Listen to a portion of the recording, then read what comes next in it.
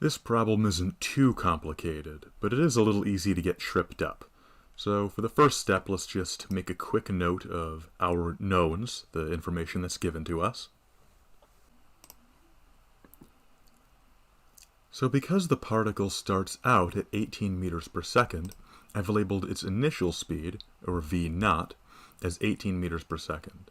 And keep in mind, I'm using the v's here because I want to represent velocity rather than speed.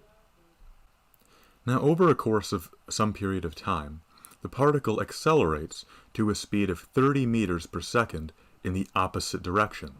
So I've labeled for its final speed, or its final velocity rather, I've labeled that as v and set it equal to negative 30 meters per second. Now here's where it might get a little bit confusing for some people, because it's very important to include the negative sign there, because when we're dealing with velocities, which include direction, it's important to include the negative sign to indicate that at that point the particle is moving in the opposite direction that it was originally. Now all of this happens over a period of 2.4 seconds. So I've labeled delta t, or a change in time, as 2.4 seconds. Now that we have all of our given information sorted out, now let's try actually solving the problem.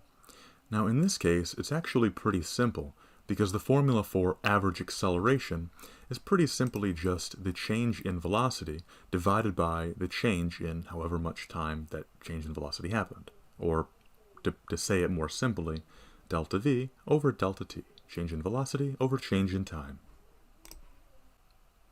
Now we already have a delta t that we've labeled as 2.4, so that part's going to be pretty easy. For delta v, we don't have that exactly, but we can rewrite the change in velocity as just the final velocity, v, minus the initial velocity, v naught.